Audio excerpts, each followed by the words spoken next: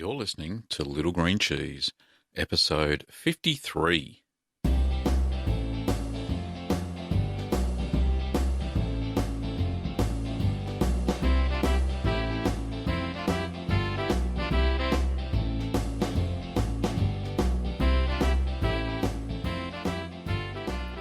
Well, welcome back, everybody. I'm Gavin Webber, and this podcast is where you can learn about cheese making at home.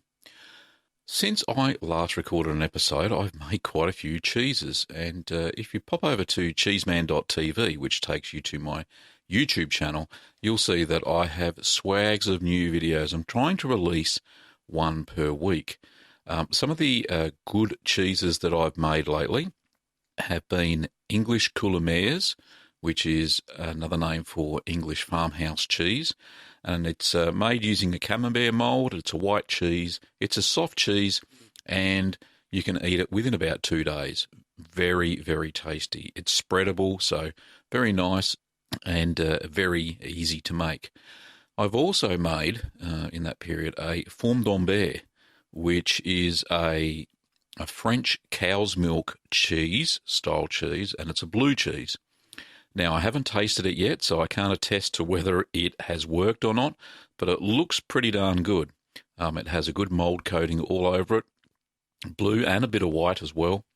And we're going to crack that open next week and post a video on how the fourme d'Ambert compares to other blue cheeses like the Stilton and maybe the Petite Blue that I've made before. I've also posted a couple of how-to sorts of videos. So I've got a cheddar cheese that I cloth banded not so long ago, and I'm doing a monthly update on that to see what sort of moulds grow on the cloth to keep everybody up to date. And I've also released a video around heating your milk for cheese making. So a lot of people have asked me questions around how do I control the temperature of the milk during the cheese making process. So I thought I'd make something there.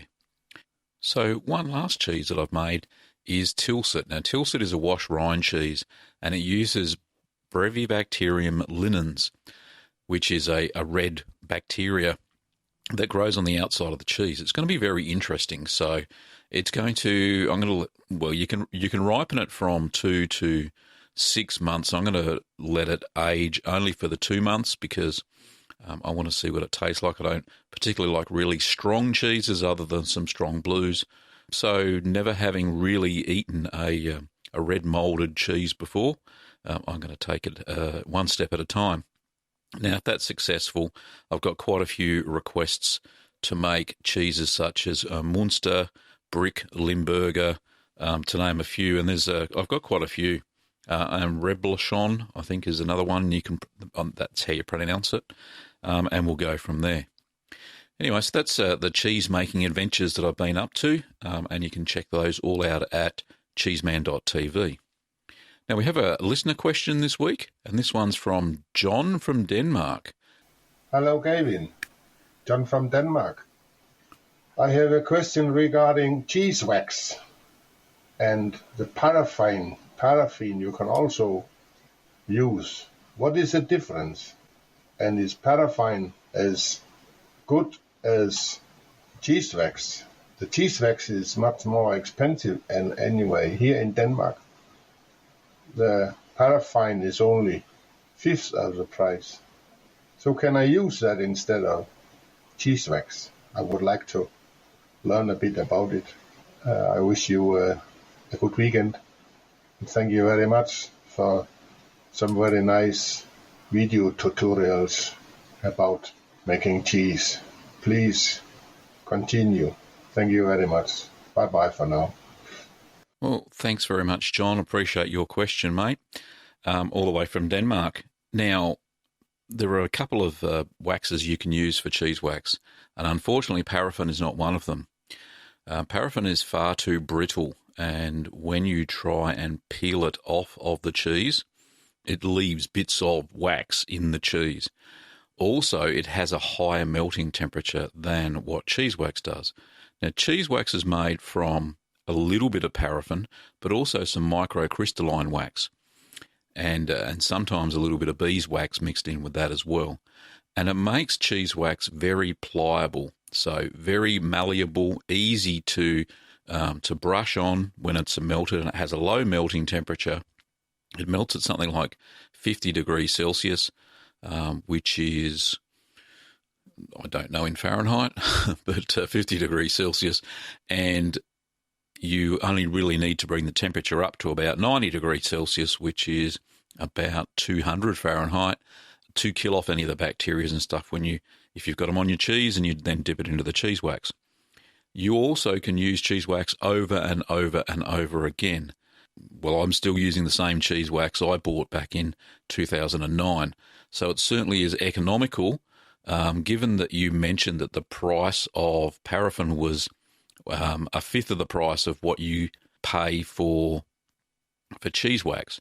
But remembering that every time you use your cheese wax, you can remelt that again in your melting pot, and use it, as I said, over and over and over again. I can't even remember, probably 10, 15, maybe 20 times I've reused the same block of cheese wax for my cheeses. So don't worry too much about the expense of it. Worry more that you've got the right type of wax that is pliable and malleable and can be used over and over again. If you can get your hands on some cheap beeswax, then that's just as good. The only drawback is that it is quite expensive, and you do need about a kilo of the wax to coat probably 4 or 5 cheeses. Now, I normally put 2 to 3 layers on each of my cheeses just to make sure that I've got a good seal and they don't break, that bacteria and stuff doesn't get in under the wax. So, John, hopefully that has answered your question, and thanks for calling in all the way from Denmark.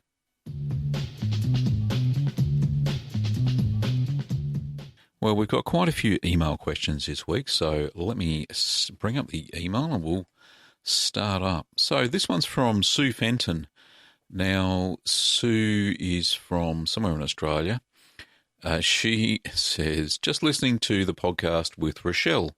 I have followed her for a couple of years now and like her. We got our own A2 Jersey cow. When we started, we knew nothing about dairy cows except wanting to make cheese. I am definitely a curd nerd. We have come a long way, and now with expert help, we now run a house cow workshop. When we started, we knew nothing about owning a dairy cow. We had many ups and downs and realised there was an opening to educate people interested in owning a house cow. We have them twice a year now and made many friends through our common interest. Thank you for the podcast, Sue. So thank you, Sue, for your email. Now, if anybody wants to get in contact with Sue, they can go to the website appinhomestaybb.com.au. Now, I will put that in the show notes, but once again, it's appinhomestaybb.com.au, and then you can book something with Sue. So the next question is from Chuck. And Chuck says, what different cheeses can be made with Flora Danica? Now, Flora Danica, thanks Chuck for your email. Flora Danica is a type of culture that is commonly known as aromatic mesophilic culture. Now, aromatic mesophilic culture has 4 different strains of bacteria, or lactic bacteria, and it has a few properties. It has the normal mesophilic culture, which has 2 normal strains. And it has 2 additional strains, one which makes the flavour taste buttery, and the other one that gives off gas and gives off a pleasant aroma.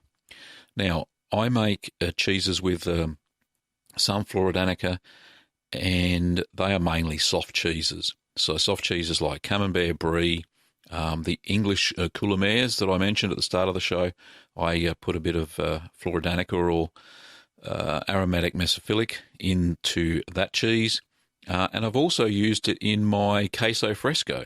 So the plain queso fresco and the chili queso fresco. So hopefully, Chuck, that's answered your question. So anywhere where it says use Flora Danica, use an aromatic mesophilic culture, then use Flora Danica. Well, the next question is from Louise, and Louise is from New Zealand, and she said, "Hi Gavin, I have 2 Parmesans aging. I only air dried them for about a week, then waxed. After about 2 months, I now see little spots of mould. Can I take the wax off, dry it for another 2 weeks or so, and re-wax? Well, thanks for your question, firstly, Louise. But yes, you can. You can take the wax off, give it a good wipe over with a brine and vinegar solution. So that's a tablespoon of cheese salt in 1 cup of water. Give that a good mix, and then put a tablespoon of vinegar with that solution, and that will, and then wipe that all over with a soft cloth over your 2 cheeses, and that'll get rid of any bacteria. You may have to give it a bit of a rub, a bit of a scrub. That's okay, as long as you get any of the black mould off and any unwanted blues and maybe white moulds. Then you can let it air dry. I'd only let it air dry for about a day, and just to make sure that it's touch dry, and then put on the cheese wax, so re-wax it. Now, you can use EVA, which is another coating that some cheese makers use. It's a plastic coating that is food safe. You put that on the cheese first, and then you can wax the cheese. That actually has an antibacterial agent in it as well. I'm not sure if you can get your hands on that over in New Zealand.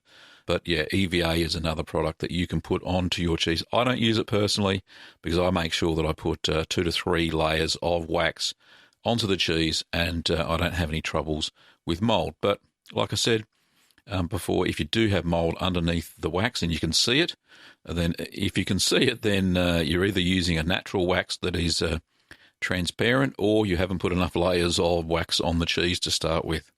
Anyway, thank you, Louise, for your question. The next question is from Kerry. Now, Kerry has said, "Hi, Gavin. Have been asked to make some camel cheese. It's only got 2% fat. Do you think I am best to mix it with cow's milk? Also, all the literature I have read says it's hard to form a good curd. Any ideas? It's such a good opportunity. It's very expensive. Thanks, Kerry." Well, hi, Kerry. The main sort of cheese that is made from camel's cheese, this is just from what I've read. I'm not an expert in camel cheese, and it's like a yogurt cheese. Basically, you curdle the milk. It does curdle. It is pretty hard to form a solid curd, from what I've read, but a lot of soft cheeses like labna, which is a yogurt cheese that's just hung in a cheesecloth or a tea towel or what have you, and drains all the curd out. Drains all the whey out. So that's the sort of cheese that you have no problems making. If you do mix it with cow's milk, then yeah, obviously you're going to get a fairly good curd set. And from what I've read, there is a lot of different nutrients in camel's milk than there are cow's milk. So give it a go. Let me know how it pans out. And I'll read it out on the next episode. So thanks for your email, Kerry. Okay, and one last email. This one's from Dean, and Dean is from the UK, I believe. Okay, he says, "Thanks, Gavin." He bought one of my ebooks, Keep Calm and Make Cheese. Had a look at your book, and it's fantastic. I have been a chef for 40 years and started making cheese about 5 years ago.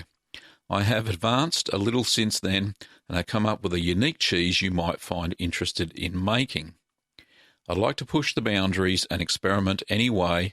The cheese I have sort of invented, if you like it, I call it Cheddarano. It's a fusion of cheddar and Romano. I like the name. Well done, Dean.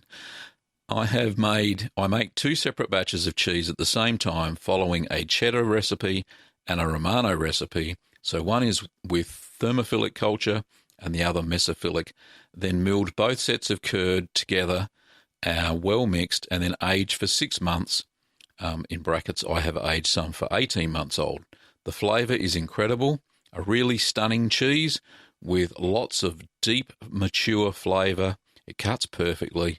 Great to eat on its own or slithers over pasta, etc.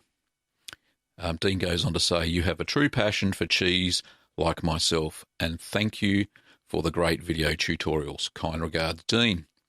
Well, there you go, folks. Dean has come up with a very unique cheese called Cheddarano. I dare you to give it a go. And I think when I get down my list of cheese, I've got about 7 cheeses on my list that people have requested to make videos out of. I think I'll give Cheddarano a go. I certainly have the equipment and the time to have a go and see what it turns out like. Sounds like it's one fantastic cheese.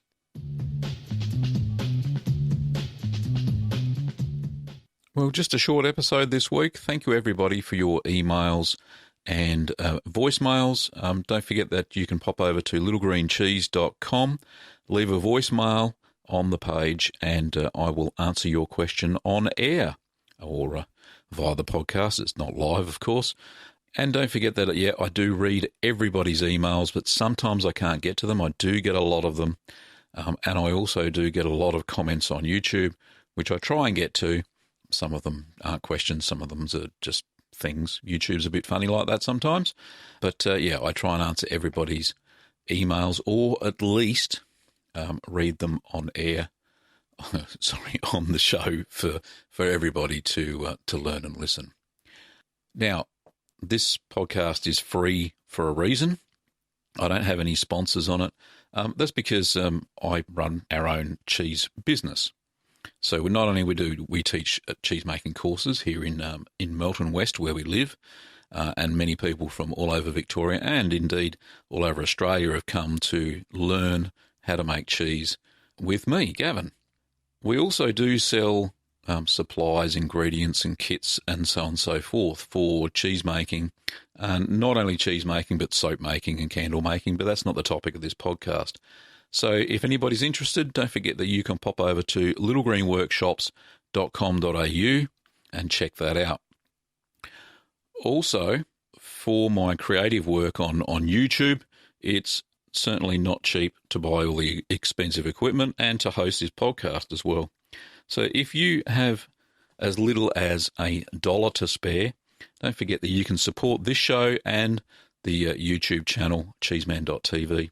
All you have to do is go over to littlegreencheese.com/support and you'll be whisked away to my Patreon page where you can pledge as much as you care to pledge per month. That will certainly help the show to keep running and certainly to help me purchase milk and cultures and all that sort of stuff to make new cheeses every single week and post a new video at least once every week. Oh, I think it's time for the end of the show. Anyway, thanks for listening, everybody.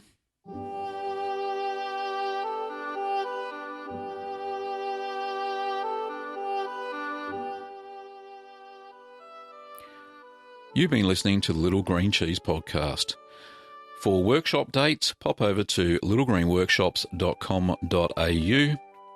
To check out my ebook, pop over to littlegreencheese.com and you can see that it's available on the site as a PDF or on Amazon and Apple iBook Store for everybody to download and read. Thanks for listening, Curd Nerds, and stay tuned for the next exciting episode of Little Green Cheese Podcast. See ya. During the show, you heard royalty-free music by Kevin MacLeod. I played Malt Shop Bop and Call to the Dairy Cows.